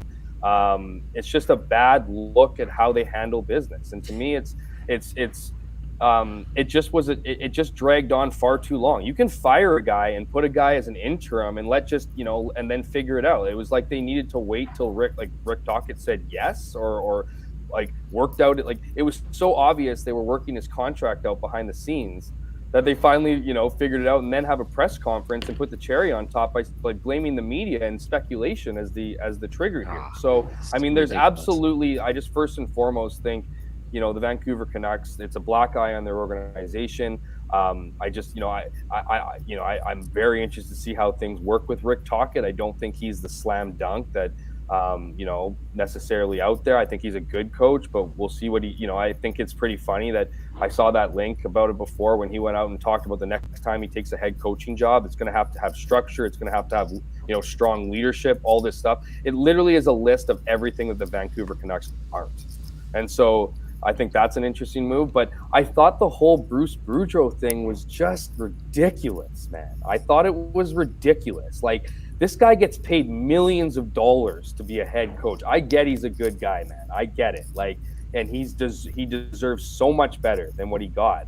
And I'm not talking about the tears and all those things. I mean, I know it's an emotional situation. This is a guy's livelihood and everything. But I just call me the guy who, like, and this isn't a whataboutism because this is real life. There's a lot of people who have tougher gigs in their jobs and get way less. Like, the employer situation. I mean, Bruce Boudreau signed a contract to be a coach for as long as he's the coach until he's not the coach anymore. Bruce Boudreau should have got fired this year, right, for the performance of the Vancouver Canucks. It's not like, I mean, that whole, like, when your team, when your identity is up and down the way it is in Vancouver, you don't deserve a job there. And so I just felt like, as much as I felt for Bruce Boudreau, I just felt like it was just a little much every single day. It's like, people are saying they're trotting him out to be, to talk to media when he's a sitting duck. There's so many coaches in so many situations where they're a sitting duck. And I just found it to be like a little much at the end, where it was just like, okay, like, Bruce Boudreau is going to be fine. He might even get a job out of this based on the fact that he's such a likable guy, and he is a good coach. I know his backstory where he's worked incredibly hard and grinded to be, a coach, but this guy has been, he's been a coach for a very long time. And so I just felt the whole thing was just enough. And if anything, I'm just glad it's over and we can move on and get back to hockey and less about the drama of the Canucks. For a team that's not nearly as good, is not good at all, the fact that they're taking up this much space is a little much to me. Ken? A lot of oxygen there for sure. And I mean, Bruce is an awesome person. I mean, there's no doubt about that. He was put in a very untenable situation. He was not hired by Alvin or Rutherford, so you had the feeling it was probably not going to end well. I think one thing too, quickly, Jeff, I mean, I don't know if this was confirmed yet, but there was a lot of talk that Tocchet had he had to give 4 weeks notice. So I think that's probably why the drama, the soap opera dragged out to TNT in order to leave. Yeah, apparently. Like, that's something that like I said, I don't know that that's 100% confirmed, but that was one of the things that was floating around out there. It kind of lines up close to when the first news was reported. Anyways, that's neither here nor there. I find it super interesting too, Jeff. And I mean, you followed the coaching search. Like, Rick Bowness is on the Jets shortlist, right? So there were a lot of discussions, and they never could get to the finish line. So I'm curious what would be more. The reason why things like this happen. I mean, Rick Tocchet worked in the Pittsburgh Penguins organization with Rutherford and Alvin. That's not the only reason he's getting the job, but these guys know him well. They know he was able to manage a couple of interesting personalities. I mean, Phil Kessel, wired a little bit differently. Some people would argue, same for Evgeny Malkin. Like, he really resonated with those two guys. So what the Vancouver Canucks, one of their biggest issues moving forward is having a coach that resonates with JT Miller. So I think part of their bet on Rick Tocchet is that JT Miller will return to the 90-plus point player that they saw last year, that they gave a multi-million-dollar extension to, that hasn't even kicked in until next season. I think the timing to me is really interesting, guys, for a lot of reasons, including the one where, I mean, I listened to Jim Rutherford's presser this week. He was only half kidding, but he said it feels like we are tanking. So if the Canucks want to get themselves into the Connor Bedard sweepstakes, why do you even bring in Rick Tocchet until next season? I mean, what kind of culture are you setting if you're kind of in a lot of ways trying to lose to better your draft percentages? I mean, that's the thing to me, that the timing is very odd. I don't like how Bruce was kind of left to the wolves here. I mean, if they were going to get rid of him, they could have given the interim job to Mike Yeo or whatever they were going to do there. But it's just wasn't really handled very well at all. I mean, people saying that, the Canucks have, become the laughingstock. I mean, the Canucks have had this kind of ridiculous turnover, like basically since 2012 or 13. I mean, this is not news. After their run. Yes. So after they went to the final in Game 7 and then won the President's Trophy the next year, only to be, bounced by the LA Kings. I mean, they've had tons of turnover at GM, at head coach, at assistant coach, and everything else. So, I mean, we talk about recency bias all the time, Hammy. I mean, to me, the Canucks have been kind of in a downward spiral for almost a decade here. So, is it worse or is they're kind of like Philly? They got 1 foot in rebuild and 1 foot in thinking that they're a couple moves away from turning things around. And so, and it's, I see some comments here and it makes sense. The whole JT Miller, and you mentioned it too. They need a guy to, they've signed him. He's their future unless they can deal him. They need someone to resonate with him, right? I mean, obviously Bruce Boudreau is not the guy. Rick Tocchet is very much a player's coach. That's been his, his MO. But I mean, so is Bruce, though. So is Bruce. I mean, that's the thing. Yeah, it just seems kind of. They're different in style, though. They're different in style. They're absolutely different in style, in the sense, but and structure. I guess that's the biggest thing the Canucks have also been dealing with in terms of their on ice product this year. But it's it's one of those. This is a business, man. People get treated like shit every single day in this business. Players, people get sent for nothing. It's just like, to a couple comments in here. Bruce Boudreau is going to be fine. He's going to continue to make the money that he was guaranteed this year. And, I don't think he's done coaching. And if he's done coaching, what is he, like 68 years old? Like, isn't he? He's older than Rick, I think, right? I mean, he is older than Rick. Is he not? Right. And the other thing, if TNT could easily hire Rick or Bruce. I saw that comment. Right. How perfect would that be if TNT just brought him in to replace Rick after Rick replaced him? That would be on TNT's brand. Let's push for it. Write a column on it. Because he was great when he was on the NHL Network. I mean, when he was in between jobs. So, hey guys, I actually want to take on. I want to take on Hammy's take on this. First, though, it's been called for. I got to make it happen before we shut this thing down. We've heard so much good music here tonight. Let's hear more. Let's make this a Sean's Headband version of the Kenny and overtime version.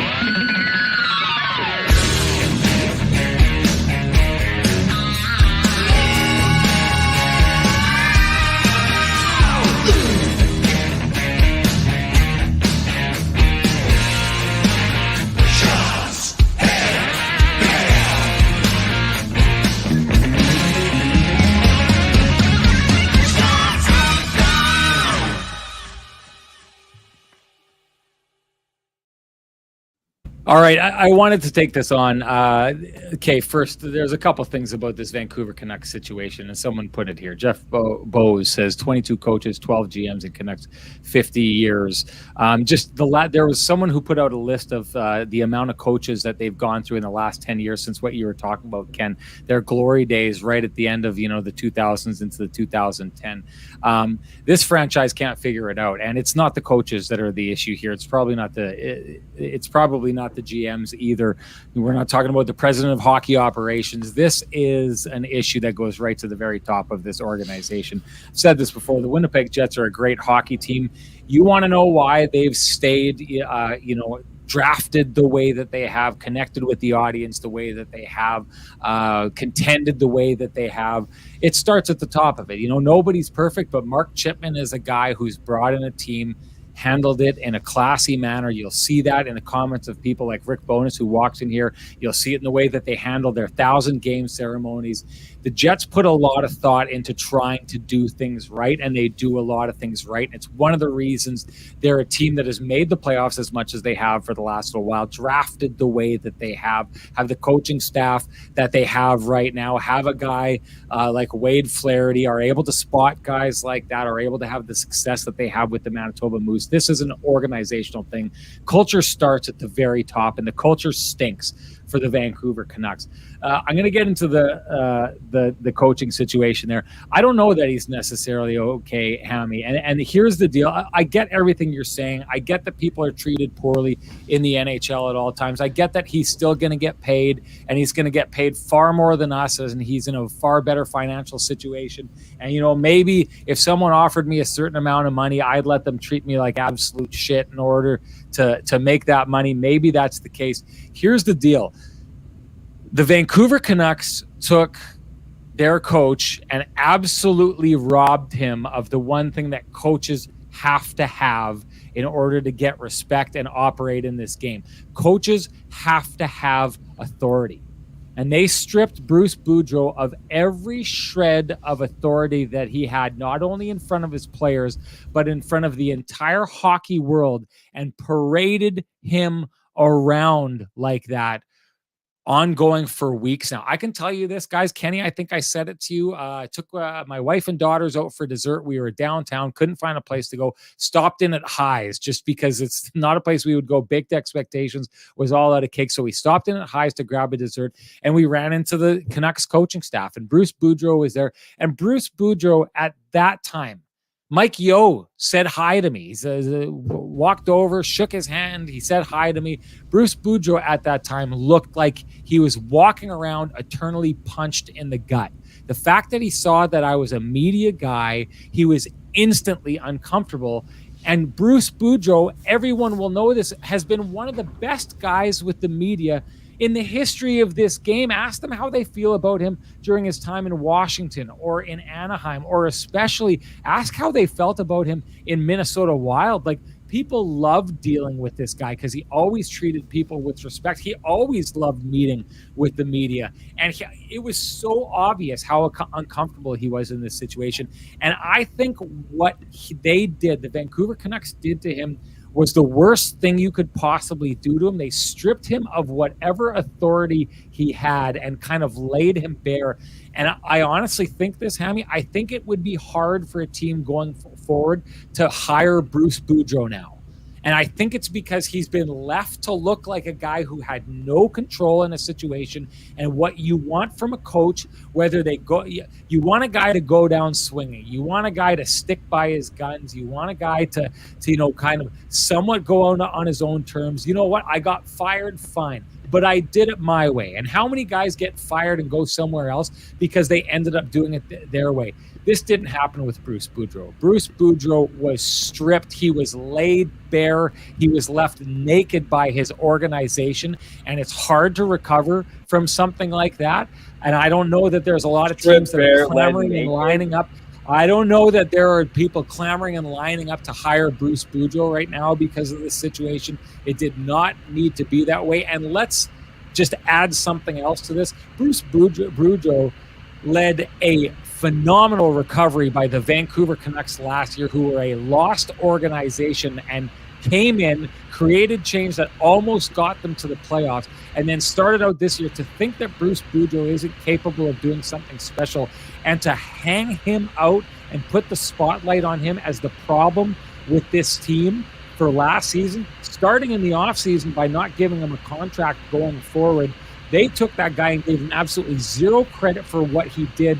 But one thing I'm seeing in that organization is no one seems to figure out what's wrong with them. No one can figure out why they can't figure this thing out, why they're just an absolute garbage fire. But they did their best in this situation to pin it on Bruce Boudreau. And I'm lucky, or I think we're lucky. I think the hockey world got it right, that at least in this situation, they tried to use him as a scapegoat, and the hockey world isn't letting them do that. I still think it makes it tough for him to get his next job, though. I still can't get over the fact that you walk into Highs with your family for desserts. Like, I don't, you know, like. I know. So, you know, like, Renny's a fancy guy, and I walk in like this. You said Baked Expectations was closed, so the next option you took was Highs. Like, it's on the way home. On the way home. On the way home. Oh, here. By the way, I'll say this. I stand by this. Parking hey, around there? If there's any bakers out there Winnipeg is vastly missing dessert joints, like straight up dessert joints. I had people coming into town. They were looking for recommendations. If you're trying to recommend someone a dessert joint specifically, it's baked expectations, and there's nothing else open after like 6 o'clock. So, hey, any of you people out there who know how to make a good New York cheesecake, a good chocolate cake, a little bit of a flan or something like that, go open a place. Renny will be waiting outside your door, salivating on the window. We need more of that in Winnipeg. There's a giant hole in the city for that. Well, here's the thing. Let's not get things twisted here. I started by saying that Bruce Boudreau got treated like garbage. Right. I agree. We're not disagreeing with that. It's this whole like farewell tour. Like, he might not get a job. He's 68 years old. He's been coaching for how many decades? Like, I don't know. Maybe he does get a job. Maybe he doesn't. Like, I just don't get it. And again, like, I get it's all relative to each situation. There's lots of people who get treated like shit at their job all the time and don't make any of that kind of money. And I just don't. To me, it's like, yeah, did they treat him in the worst way possible? I think it's speculation that, you know, other teams are going to look around and go, this guy got stripped naked of all his responsibilities and powers, and therefore, you know, he's a bad coach. His resume speaks for itself. You mentioned it last year. I mean, he brought in some major excitement into an organization that hadn't felt that in years. You know, why do you think you have fans cheering for him? What fan base cheers for a coach whose record, what is his record right now? Their record's 18, 25, and 3. They're 2-8 in their last 10 games and have lost 3 in a row. If that was Winnipeg, Bonus's ass would be called for right now. Like, yeah, I think what you're seeing there is an acknowledgement and a knowledge from the fan base that there's a problem with this organization, and they're pinning it on someone. I think that's their way of thumbing their nose at team ownership and saying, we know what you're doing here. We know exactly what you're trying to do. We're not going to let you do it. We're not letting you scapegoat this guy because we know you are the problem and we know you're doing nothing about it. And I think that's their way of expressing. Oh, and I love that about the fans. I think that's a testament to, I think it's a testament to that fan base's knowledge that agreed that they're calling out the it's very much like what's going on in Ottawa, or what was going on in Ottawa with Eugene Melnyk. They literally would refuse, like, even though they, like the Senators, would not spend money on tickets. They let their voices get heard, and I think there's better days. On that note, there's a lot of better days for Ottawa coming up here. They got some, they were packed house on Friday, or on Saturday, sorry.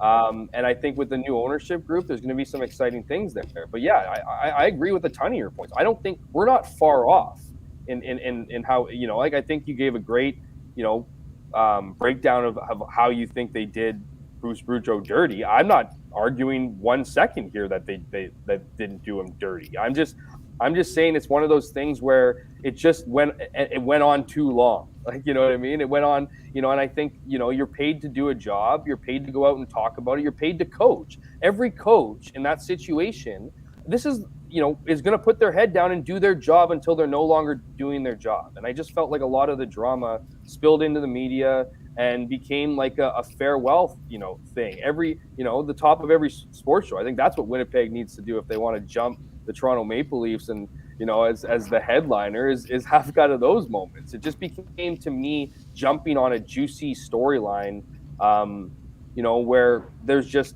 I don't know.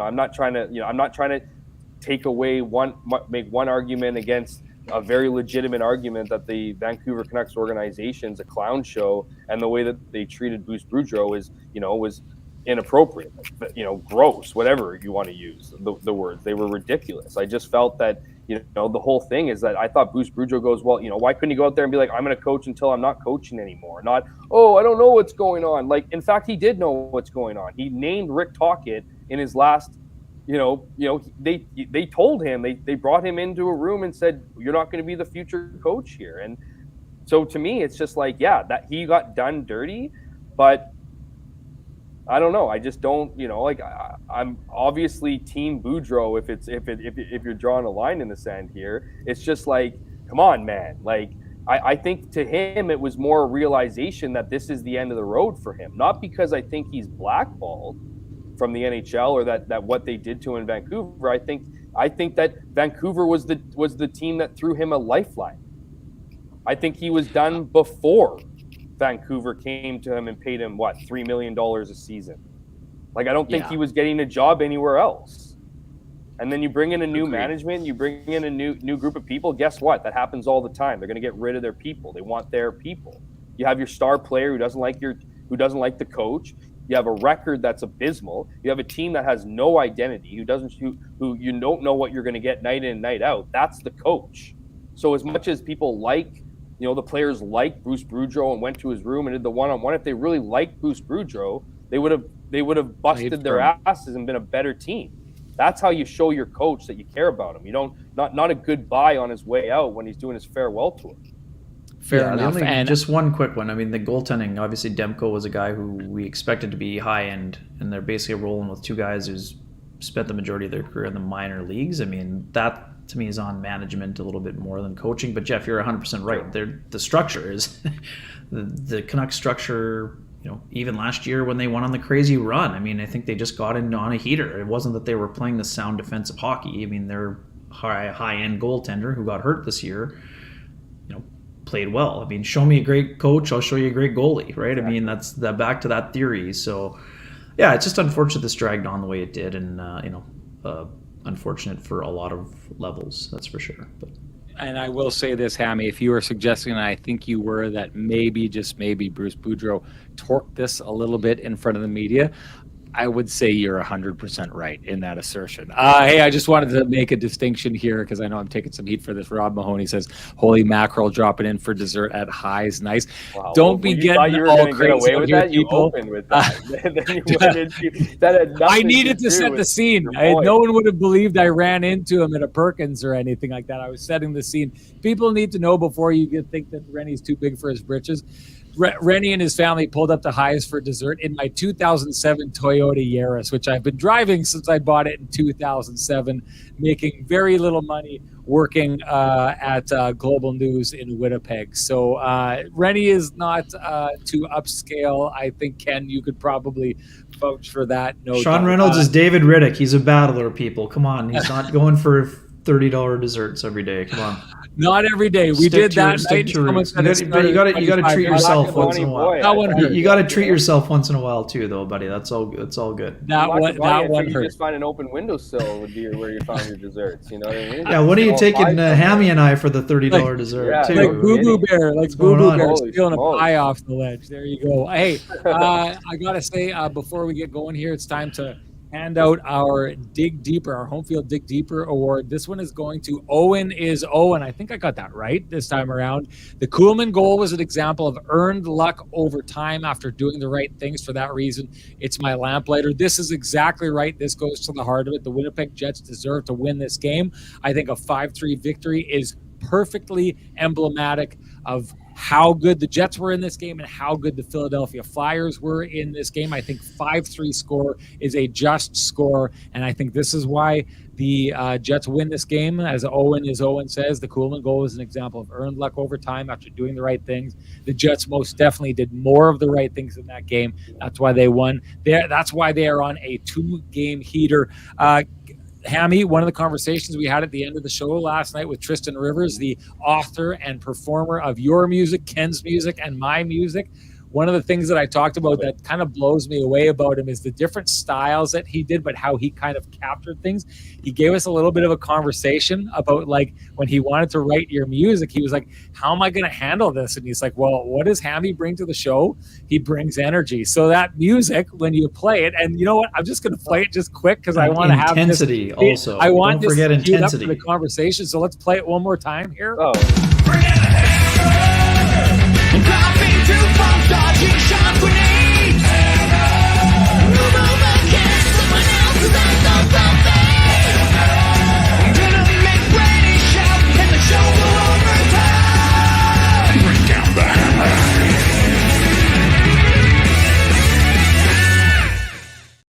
That song. I thought you were going to end it. I thought you were going to end the show like you did last time, or when we were in Chicago. I did the headband and disappeared. That was crazy. I wanted to play it so people could, because I think this is a fascinating conversation. He went in and wanted to build a song, and what he wanted to do was reflect you. And I think what he did was he perfectly encapsulated A, your energy when you come into the show, B, your relationship to this show, like the dropping truth bombs and dodging Sean's grenades, like that's something that happens in this show. I think he captured the way that you can kind of disrupt the norm, the way that we have Kenny doing the head pop, and it's like, and the one that I totally absolutely loved about this is like he kind of turned it into this expected outcome when we put that song on.